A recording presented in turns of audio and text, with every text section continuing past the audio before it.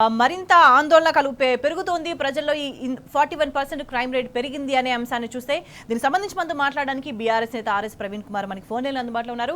ప్రవీణ్ కుమార్ గారు, good evening అండి. నిజంగా ఎందుకు ఈ ఆకస్మిక మార్పు? ఒక్క ఏడాదిలోనే ఎందుకు ఇంత సడన్ చేంజ్, ఇంత భారీ స్థాయిలో మార్పు కనిపిస్తోంది? పోలీసుల వైఖరిలో కూడా మార్పు కనిపిస్తోంది, వాళ్ళ వ్యవహార శైలిలో మార్పు కనిపిస్తోంది.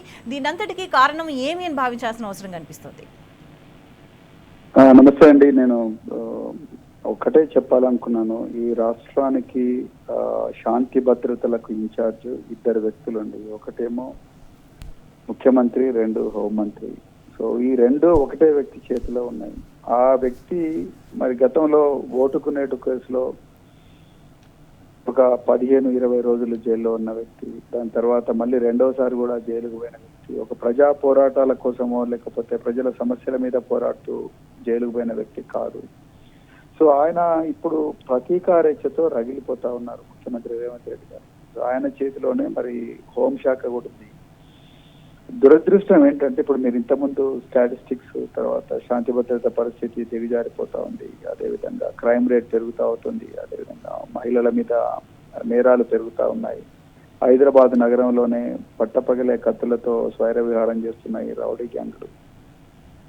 తర్వాత రాత్రిపూట డ్రగ్స్ కూడా అక్కడక్కడ దొరుకుతా ఉన్నాయి. సో ఇక్కడ ఇష్యూ ఏంటంటే, ఇక్కడ ముఖ్యమంత్రి గారు ఈ విషయాల మీద, హోంమంత్రి ముఖ్యమంత్రి ఒకరే కాబట్టి ముఖ్యమంత్రి అంటాను నేను, ముఖ్యమంత్రి గారు ఈ రెగ్యులర్ క్రైమ్ మీద ఫోకస్ చేయకుండా అతను కేవలం ఆపోజిషన్ పార్టీస్, మరి ముఖ్యంగా బీఆర్ఎస్ నాయకుల మీద, కార్యకర్తల మీద ఎడాపెడా కేసులు పెట్టండి అని చెప్పి పోలీసు వ్యవస్థనంతా కూడా దాంట్లో బిజీగా చేసిండ్రు. అందుకొరకే ఈ పరిస్థితి వచ్చింది. నేను మీకు ఉదాహరణ చెప్తాను. ఇప్పుడు అప్పుడు ఇదే అధికారులు ఉన్నారు. ఇప్పుడున్న కమిషనర్ ఆఫ్ పోలీసు అప్పుడు కూడా కమిషనర్ ఆఫ్ పోలీసే. ఆయన పాత గవర్నమెంట్ లో కమిషనర్ ఆఫ్ పోలీస్ ఆయన, ఇప్పుడు మరి పాత గవర్నమెంట్ అంత ఎఫెక్టివ్ గా చేయగలిగిన సివి ఆనంద్ గారు మరి ఇప్పుడు ఎందుకు ఎఫెక్టివ్ గా చేయలేకపోతున్నారు? పోలీసు వ్యవస్థ అనేది ప్రవీణ్ గారు రాజకీయాలకు అతీతంగా పనిచేయాల్సిన అవసరం ఉంటుంది. కానీ ప్రభుత్వం మార్గాన్ని ఎందుకు ఇంత స్థాయిలో మార్పు అనేది ఒక ప్రశ్న కూడా ఉత్పన్నమవుతుంది. ఎగ్జాక్ట్లీ అదే చెప్తున్నానండి నేను. ఇప్పుడున్న కమిషనర్, ఇప్పుడు రాచకొండ కమిషనర్ ఉన్న ఆఫీసర్లు కానీ, లేకపోతే ఇప్పుడు సైబరాబాద్ కమిషనర్స్ కానీ, జిల్లాల్లో ఎస్పీలు కానీ, గత ప్రభుత్వంలో కూడా వీళ్ళు ఎస్పీలుగా పనిచేసిండ్రు, కమిషనర్ గా పనిచేసిండ్రు, డిఐజీలుగా పనిచేసిండ్రు. కానీ అప్పుడు మరి ఇంత విచ్చలవిడిగా, ఇంత ఘోరంగా ఉండేది కాదు పరిస్థితి. బీఆర్ఎస్ పార్టీ ఎప్పుడు కూడా అక్రమంగా ఏ నాయకుడి మీద కూడా కేసులు పెట్టిన దాఖలాలు లేవు. కానీ ఇప్పుడు మరి డైరెక్ట్ గా కాంగ్రెస్ పార్టీ వాళ్ళు ఇళ్ల మీదకి వచ్చి దాడి చేస్తున్నారు, లైవ్ పెట్టి మరీ దాడి చేస్తున్నారు, యూట్యూబ్ లైవ్ పెట్టి దాడి చేస్తున్నారు, ఫేస్బుక్ లైవ్ పెట్టి దాడి చేస్తున్నారు. ఆ దాడుల సంఘటన రీల్స్ గా చేసి వాళ్ళ వాట్సాప్ గ్రూప్ లో సర్క్యులేట్ చేసుకుంటున్నారు. వాళ్ళకు హీరో వర్షిప్ అనేది వస్తూ ఉంది. వాళ్ళు కంప్లైంట్ ఇచ్చిన వెంటనే మరి కేసులు బుక్ చేస్తా ఉన్నారు. గాంధీ భవన్ లో ఒక లీగల్ టీం కూర్చొని కంప్లైంట్లు మ్యానుఫ్యాక్చర్ చేస్తుంది. సో అక్కడ నుంచి పోలీస్ స్టేషన్లకు డైరెక్ట్ గా కాంగ్రెస్ కార్యకర్తలు తీసుకుపోయి కంప్లైంట్ ఇస్తున్నారు, అవి ఎఫ్ఐఆర్లు అవుతున్నాయి. మరి బీఆర్ఎస్ వాళ్ళు పాపం మా మీద ఇట్లా దాడి చేసిండ్రు, అట్లా దాడి చేసిండ్రు, మమ్మల్ని చంపుతా అంటున్నాడు ముఖ్యమంత్రి, మమ్మల్ని జాతిని నాశనం చేస్తా అంటా ఉన్నారు. ఒక ఆయన షాద్నగర్ ఎమ్మెల్యే అయితే ఒక కమ్యూనిటీనే పూర్తిగా సమూలంగా నిర్మూలిస్తా అని చెప్పి బయట ప్రెస్ మీట్ పెట్టి మరీ చెప్తా ఉన్నాడు. దాని మీద ఇంతవరకు కనీసం సుమోటో ఎఫ్ఐఆర్లు కూడా చేయలేదంటే పోలీసు వ్యవస్థను కావాలని నిర్వీర్యం చేస్తున్నారు. మీరు నిన్న చూడండి, మీరు గత నెలలో పాడి కౌశిక్ రెడ్డి అని బీఆర్ఎస్ ఎమ్మెల్యే, ఆయన ఇంటి మీద పోలీసు బందోబస్తు వచ్చి అరకపొడి గాంధీ దాడి చేసిండు. అంటే నేను ఏమంటున్నా అంటే, అన్నము ఉడికిందా లేదా అనడానికి అన్ని మెతుకులు తీసుకోవాల్సిన అవసరం లేదు కదా, 2 మెతుకులు చాలు.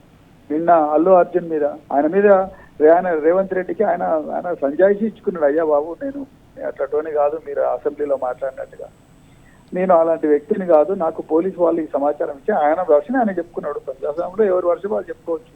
రేవంత్ రెడ్డి ముఖ్యమంత్రికి ఆయన వర్షం చెప్తున్నాడు, ఒక సినిమా యాక్టర్ గా ఆయన వర్షన్ ఆయన చెప్పుకున్నాడు. సంఘటన తప్ప రైట్ అనేది పోలీసులు నిర్ణయిస్తారు. అది చిన్న పక్క పెడితే ఆయన మీద లైవ్ టెలికాస్ట్ పెట్టుకొని సెల్ ఫోన్లలో వీడియోలు తీసుకుంటూ వచ్చి కాంగ్రెస్ వాళ్ళు కొడంగల్ నుంచి రెడ్డి శ్రీనివాస్ అనే వ్యక్తి ఓయూ జాక్ పేరు చెప్పుకొని ఒక 4 గుండాగాళ్ళని తీసుకొచ్చి పూల కుండీలు పలుకొట్టడం, ఇంటి మీద రాళ్ళు వేయడం, మళ్ళీ వచ్చి దాడి చేస్తామని చెప్పడం. అదేవిధంగా ఒక పోలీస్ అధికారి, సర్వీస్ లో ఉన్న పోలీస్ అధికారి వచ్చి ప్రెస్ మీట్ సోమాజిగూడలో డైరెక్ట్ గా ప్రెస్ మీట్ పెట్టడం, Yes, బిడ్డని రీళ్లు కట్ అవుతాయి, నీ తోకలు ఏమంటాయి తోక కట్ చేస్తాం, నీ ఇవన్నీ చేస్తాం అంటే పోలీసు వ్యవస్థలో కూడా ఒక రకమైన విచ్చలవిడితనం వచ్చేసింది.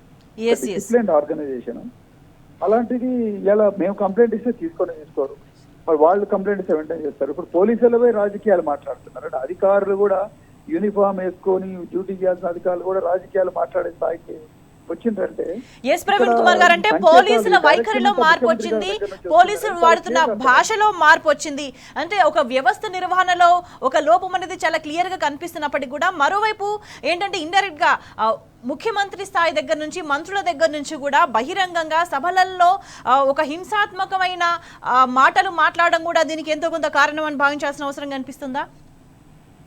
తప్పకుండా అండి. అదే యాక్చువల్ గా ముఖ్యమంత్రి గారు చెప్పగానే చెప్తున్నారు, నేను ఇట్లనే ఉంటా, నేను ఇదే భాష మాట్లాడతా, మీరు మాత్రం నాతో పాటు మారాల్సిందే తప్ప మీరు నాకు ఉల్టా పోతే మీకు పోస్టింగ్లు ఇవ్వను, మిమ్మల్ని ఎక్కడనో ఆ సిఐడికో లేకపోతే ప్రింటింగ్ కమ్ స్టేషనరీ చిన్న చిన్న పోస్టులు ఉంటాయి కొన్ని, ఆ పోస్టులలో పంపిస్తా, మీకు లా అండ్ ఆర్డర్ పోస్టులు ఇవ్వను అని ఇండైరెక్ట్ గా ఎస్ఐ నుంచి డీజీపీ దాకా అందరికీ ఆయన అదే మెసేజ్ ఇస్తున్నాడు. కాబట్టి ఈ విధంగా విచ్చలవిడితనం పెరిగిపోయింది. ఒక్క రోజైనా ఒక కాంగ్రెస్ నాయకుని అరెస్ట్ చేసిందండి పోలీసులు వాళ్ళు చేసిన దుర్మార్గానికి.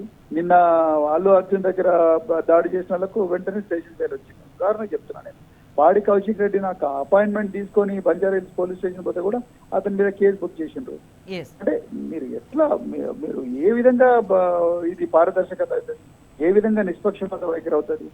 మన ప్రెస్ మీట్లు పెట్టి నేరం అట్లా చేసినాం ఇట్లా చేసినాం అది చేసినాం చెప్పడం ఈజీ, కానీ నేను మళ్ళీ చెప్తున్నా 2-3 ఉదాహరణలు చాలు. ఈరోజు కాంగ్రెస్ పార్టీకి అనుబంధ సంస్థగా పోలీసు వ్యవస్థ మారింది అనేది చాలా క్లియర్ గా అర్థమవుతుంది. ఇది చాలా బాధగా ఉంది చెప్పడానికి, కానీ ఒకప్పుడు కేసీఆర్ గారి పాలనలో కమాండ్ కంట్రోల్ సెంటర్ అని చెప్పేసి 1000 కోట్ల రూపాయలు పెట్టి 6000 అధునాతమైన వెహికల్స్ ఇచ్చి 40,000 మంది కొత్తగా రిక్రూట్ చేసి షీ టీంలు పెట్టి నార్కోటిక్స్ డ్రగ్స్ బ్యూరో పెట్టి సైబర్ బ్యూరోలు పెట్టి తర్వాత ఇంకా రకరకాల కార్యక్రమాలు పెట్టి జిల్లా పోలీసు కార్యాలయాలు కట్టించి ఇవన్నీ చేసి క్రైమ్ రేట్ తగ్గించడానికి ప్రయత్నం చేస్తే ఒక్క సంవత్సరంలోనే కుప్పగూలిపోయింది వ్యవస్థ. అంటే ఆఫీసర్ మారలేదు, వ్యవస్థ మారలేదు, కానీ డైరెక్షన్ ఇచ్చే వ్యక్తి ఒక క్రిమినల్ అయి కూర్చున్నాడు. అందుకొరకు ఈ పరిస్థితి వచ్చింది. Right, thank you RS Praveen Kumar గారు.